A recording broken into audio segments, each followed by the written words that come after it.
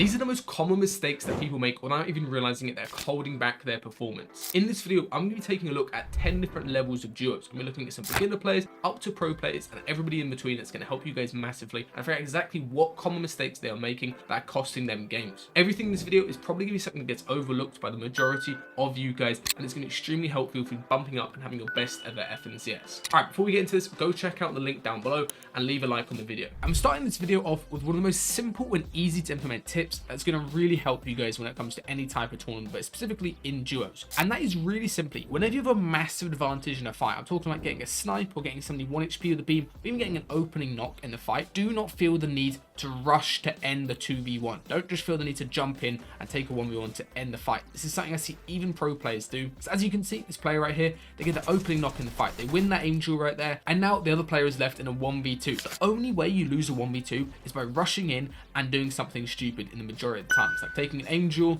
or going ahead and giving the other person an opening knock onto you. So as you can see right here, it's exactly what this person does. He's not aware of what his teammate is doing. The teammate is busy getting the body on the solo that is knocked down here.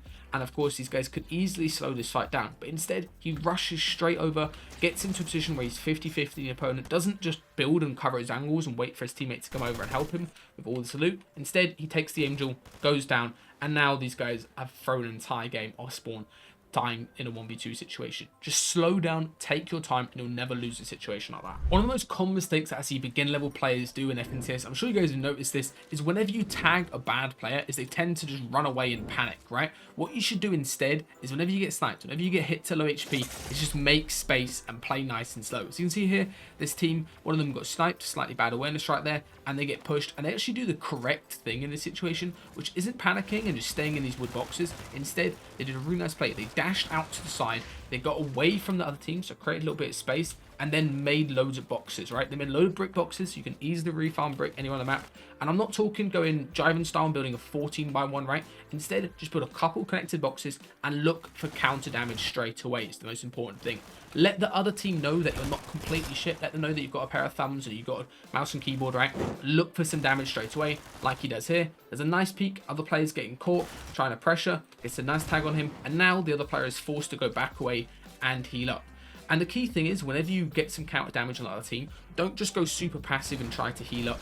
Use a little bit of heals like they do here, but instead of sitting around popping a big for 5 seconds, immediately pressure, let the other team know that you're good at the game, right? Let them know that you know how to fight, that it's not going to be worth it for them to fight you. Trust me guys, even though you might not be comfortable doing this, you need to let other teams know that you're good. Otherwise, they're just going to keep on aggroing you, thinking you're a free refresh. This FNCS, I want to do something special for you guys. So I created FNCS All-Stars 2.0, where you get a chance to access 10 hours of live preparations for the FNCS with me and other pro players, as well as other coaches. So you can be as prepared as the pros, if not more. The last time I did All-Stars, I helped Taysom win solo All-Stars, and Venno came second with my coaching. Now I'm offering the same hands-on guidance over 5 days before week 2 for you. So if you're interested in working with me so you can dominate this FNCS, click the link in the description to check out All-Stars 2.0 today. One of the most common and easy mistakes that I see people making the whole time in Fortnite is just not thinking about the risk to reward ratio of making a particular play. Right here, the sneak play isn't a bad play. I'm not disagreeing with the play, but the reward for it, especially for them when they're stacked on mats, they both got cat mats, they both got really good mobility, heals,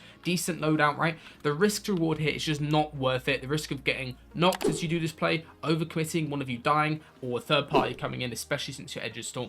Again, always think about that risk to reward ratio before you do play and before it could go potentially really badly.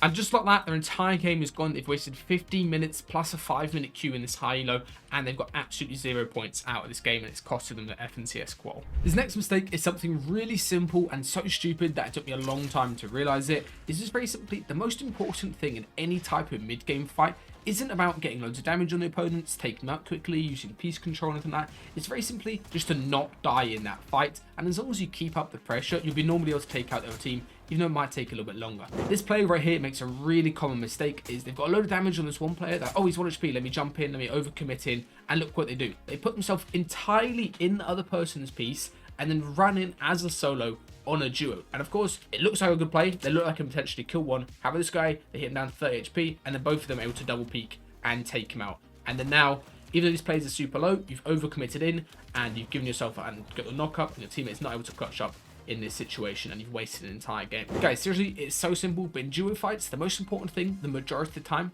is very simply not dying, and it'll allow you to win the fight. This next mistake happens the entire time, and even pros do it constantly. It's whenever they do a rotate, they're just not aware of what their teammate is doing. As you can see, these guys are going to do a very nice fizz wing rotate. It works pretty well, as you can see, they're pretty synced up. However, the back one, Sicker repairs right there, get completely beamed. And look what his teammate does. Doesn't realize that his teammate's getting beamed, doesn't even think about it, and he just keeps on rotating. He wastes a load of mats sort of pre-building forward, and now, of course, Repairs is going to get W keyed. He's split from his teammate. He looks like a solo right here. He's getting jumped on. And as soon as you go to help your teammate in this situation, because other players know you're split, you're going to get instantly punished and it's going to take you out. Always pause and be aware of your teammate's HP. Whenever they sound panicked or stressed or anything, just pause and try to get them straight away before you waste loads of mats and heals being split from each other. Alright, this right here is the biggest mistake I see people making. Doesn't matter if it's early game, mid game, or in an end game situation like this, never ever get straight on a wall with another player like this. Doesn't matter if it's solos, duos, whatever mode you're playing, never ever do this, especially with no protection like a cone or a stair that you can easily reset or edit to block yourself. As you can see here, other person, even though they're a 0 ping French player, is completely reliant on grabbing this wall. So they only get one time to grab the wall, and as soon as they don't grab that wall, they have 0 protection and the other player can do any type of edit on them. They're not able to grab the wall. Now it's a complete 50-50 of who wins this fight. Your chances of dying just from being on the wall like this compared to being off to the side, making this your own wall and replacing from the right hand peak, are literally about 5 times higher because it is so much easier to die in this situation. And of course, that's exactly what happens. Other player opens an instant edit, they bang him, he's only got that wood stair to protect himself, and they go down just like that and feed the other team a massive refresh. One of the most common mistakes I see beginner level players make the whole time is not thinking one zone ahead, especially when they box up. Whenever you're rotating in and you're trying to get into a good spot, always think potentially on where the next zone could play. Think about the worst case zone, especially as you begin the end of your rotate, so you don't end up in a situation out here. These guys are down on low ground, they've got no visibility, they've got no options to scout, and they don't realize that zone's playing on this massive clear face. And of course, as soon as they leave their box, this team with a slightly better position than them, just one layer above, instantly almost kills one of them, and these guys basically just get fully griefed and die on this rotate. Always think one zone ahead. It helps your rotate so much, and it's going to make your games a lot more consistent, and it will lead to situations like this where you're fighting backside and you're just dying to be reduced completely from your game. This is one of the most common mistakes I see people making whenever they do a fizz rotate endgame. First of all is they're going straight through the center zone, which sometimes is unavoidable. Of course, it's somewhat risky to go down the center. You're more likely to get shot by people, and you're a little bit more exposed as well, as you can see. However, the key issue whenever you're doing any type of fizz rotate is, I think it's personally best just to pause. Like right here, there's no real reason to force going front side, especially because the zone hasn't even expanded up. You have to tarp quite a lot. Instead, just pause. You can use wood, you can use brick. Take a second to potentially look for a kill, especially because there's going to be a lot of players around this area that you can shoot. There's going to be players front side you can shoot, there's going to be players running next to your walls, there's going to be players backside that you can potentially get a kill. Pause midway and then continue on your rotate as zone expands up. Instead, as you can see, what's going to happen is these guys are going to get split. One of them who's going second is going to get full boxed. He's going to trade with somebody else. So his end game's completely gone. And the other one goes down on low ground as you've spotted as a solo. Trust me guys, pausing mid-moving, especially the fizz, is really worthwhile. It's not worth forcing the entire rotate in one go. It doesn't save you mats, and it makes it 10 times more likely you die. This right here is one of the most common mistakes I see newer teams making whenever they try to claim and play for height. And it's simply put, just not looking at potential threats to height. So many people get distracted looking for kills backside, or looking for shots on people, as you can see, or trying to grief a team rotating, instead of worrying about the actual threats, which are the players front side. As you can see here, neither of them have sort of realised that this high ground threat opposite them is important. They don't even realise that they're getting chopped out. And what they should do in this situation is one of them should have been looking and pressuring the other team, and the other one should have been running over and fizzing to connect. Instead, as you can see, they get chopped out without realising it by the team front side. One of them gets beamed, and now Pashi is left in this 1v2. And he does a very good job of almost killing one. However, it's not enough. Whenever you're in a 1v2 on height, it's almost impossible to win that situation. And he goes down, and these guys get a very bad placement, which costed them their cash cup qual. How do you guys stop this situation where you follow your teammate, you're both fizzing out of a box, and you go and then one of you dies from somebody in the back. How do you stop that? It's really common this season, and it's one of the biggest reasons you're going to be milking games. So what happened here is these guys got a really nice double refresh on this team, but they're both being really greedy going for the loot. At no point in endgame should both of you be doing the same thing backside, like looking for a kill, or both of you being grabbing loot like these guys are doing here. Instead, they should be focused on making some space forwards, all right? So tarping forward, getting a little bit of visibility. You should never be fizzing off of low ground like this with no visibility. So as you can see, what ends up happening is these guys fizz. They do tarp a little bit, but the key thing is they're not in a spot where they can actually look where they're going, right? They don't take a second to pause and have a little look, and instead they just sprint out. And of course, what's going to happen is there's a player right next to them. They haven't checked where they're going, and this guy's going to two-tack you straight out the air.